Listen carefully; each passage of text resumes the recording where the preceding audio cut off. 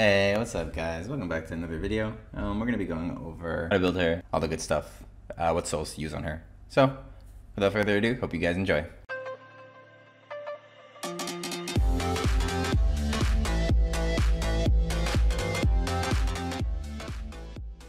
So when it comes to Aoandon, she's extremely versatile. You guys can use her for a multitude of different things.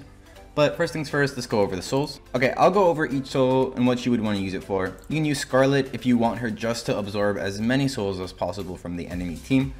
You can use Soul Taker if you want to try and get her in an extra AoE attack. Also, this would let you grab more souls technically. Since you have a chance to proc your AoE twice, which has a 30% chance to steal an orb per Shiki hit, generally speaking, you would grab all of her orbs. You could use Shadow if you want her for pure DPS, but I don't recommend using Shadow, as if you put Shadow on any other DPS Shiki out there, they will just do a better job. Soul Edge works, but I also wouldn't recommend it. If you're going to use Soul Edge, you might as well put it on a Bisu or Hito. Somebody who can utilize Soul Edge a lot better, or Kuro. If you watched the last, that video is not out yet. Tree Nymph works, but it's also not ideal, as Tree Nymph would be better placed on Shuzo, since her Link will proc it as well. Fortune Cat works if you're lacking orbs, but generally speaking, if you're already using her and you have her max skilled, you should be pretty okay with orbs, unless you're running an insanely high orb intensive team, which generally isn't a good idea. So those are your options when it comes to, oh, and I almost forgot, Jizo. Jizo works very well on her. I'm using Jizo, and the reason I was using Jizo is because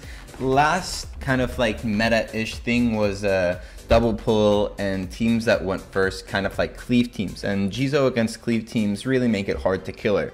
If you don't kill her, she typically kills you, so it worked out pretty well. Since I get the extra survivability from the Jizo set, it let me run attack, effect resistance, and crit. Now, effect resistance is something you're going to want on generally all your Shiki, because until we get Nura, which won't be for a while, I don't think, crowd control is probably going to be pretty meta and extremely strong. So having effect resist is going to help you out tons. Now, this can be swapped for speed, effect resist, attack bonus, or if you really wanted to, speed, HP, but having some damage on her definitely helps. Especially now that we're seeing more and more tanky teams, you're gonna want some DPS on her. If you decide to go Soul Taker, you can either go somewhat a bruiser-ish build, which probably would be best. So you could run anything from HP, attack, crit, or even just, you're gonna need one HP or effect res soul.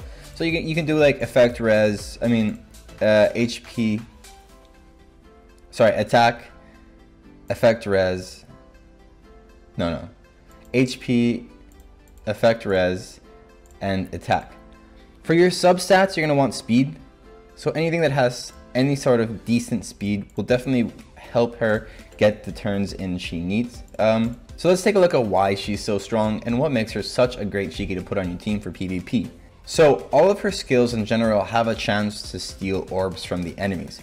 Her auto attacks, or her basic attack, has a 30% chance of stealing one orb from the enemy opponent, and her AoE also has a 30% chance for stealing one orb, but I'm pretty sure this procs on everybody you hit.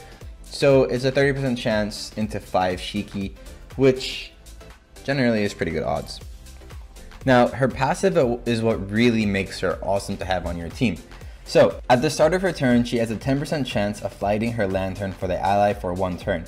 Using skills under the lantern's effects costs no orbs. Now this is what's awesome, because once you level it to level 5, the trigger chance of this happening is increased to 40, which is great.